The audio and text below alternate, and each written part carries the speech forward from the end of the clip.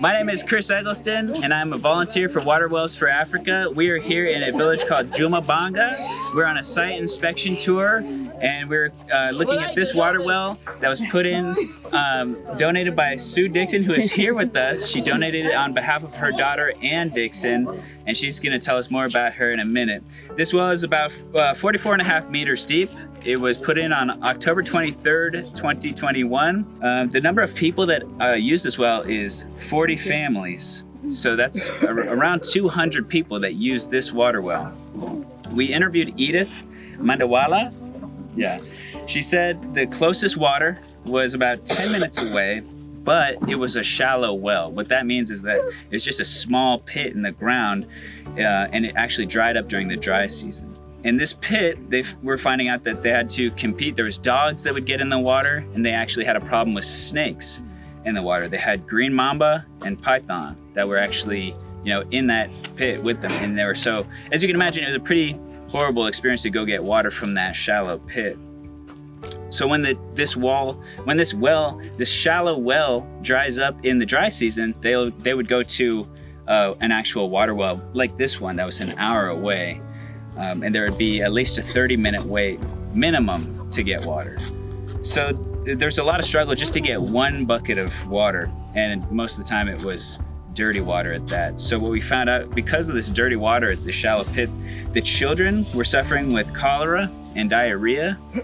Not only that, because the children were helping to get water, they were waking up at 4 a.m. The women and children were waking up at 4 a.m.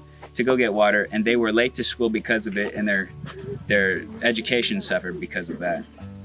We also found out that marriages were stressed because men were worried about where their wives were when they would get up in these early hours.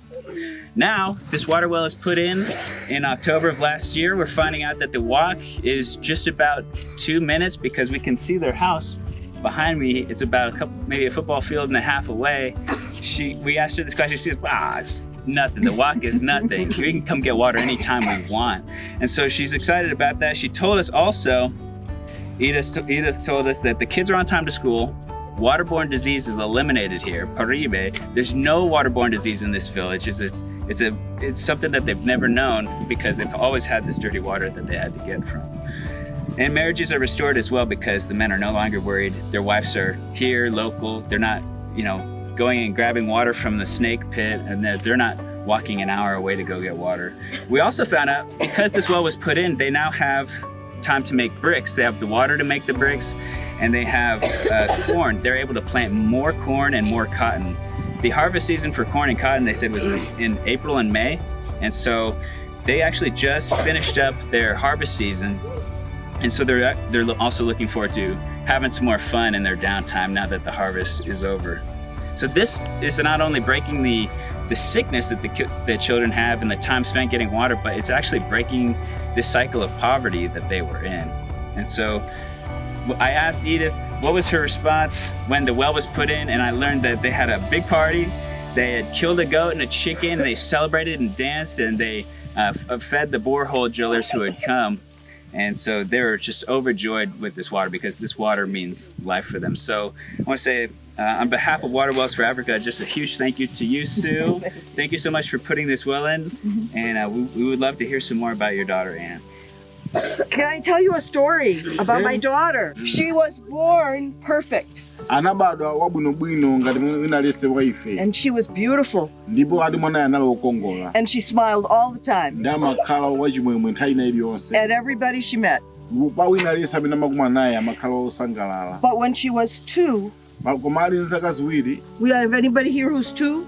Oh yeah, 1. No, I don't think so. Maybe, yeah, who's 2? Okay, when she was 2, yeah, she got a brain tumor. Her brain got sick.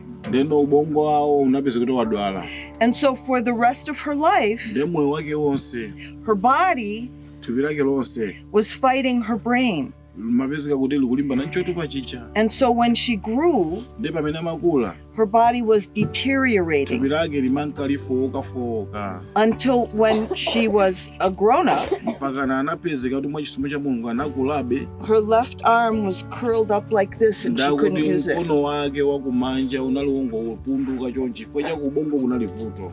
Have you ever tried to get dressed with one arm? Munayambapo mwavalapo zovala ndi dzanja limodzi It's not easy. sizopheka She never complained. ndakuti sanadanda olo ati akumana zimene zozati mwanayo sanadandaule She never said, "Why me, God?" sananene kuti ambuchi mulungu chifukwa chani ine ndili chonchi. She gave thanks to God Koma kuti muzonse amathokoza mulungu every morning mama wina lonse atati amanthokoza that she mulungu could use her right hand. kuti ambuye ndikuthokoza kuti ndikugwisa ntchito dzanja limodzi lakumanja. And then her left leg Ndakuti kenako mwendo wake wakumanzere stopped working. unasiyaso kugwira ntchito. And she had to walk with a limp. Ndamango amayenda mopincha machonchi umayenda mopincha machonchi. And it hurt her hip. Ndakuti zimamupweteka chini chani fupa lake la mulanchafu She yake. never complained. Ati sanadandaule sananyinyirike. She was full of joy. Ati amangosangalalabe. She loved everyone. Amakonda wina aliyense. She had a big smile. Anali amasangalala amakumwetulira kwambiri akakumana naye. And even though she couldn't do many things, Ngakhale samatha kupanga zinthu zambiri when other people did, pa zimene anthu ena amachita, she celebrated with them. anthu ena akapanga zoterozo iye She was happy for others.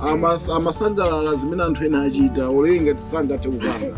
And even when she was lying on her deathbed Ngakhale pamene anali pa bedi lake pamene atasala pang'ono kumwalira and none of her body would work, akuti thupi lake lonse silimagwira ntchito. she had one thing she could still do: Panali chinthu chimodzi chokha chimene amachita a thumbs up.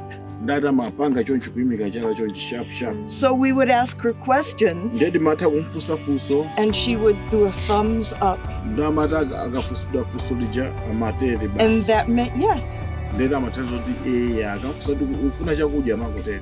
So our Anne was a woman of faith.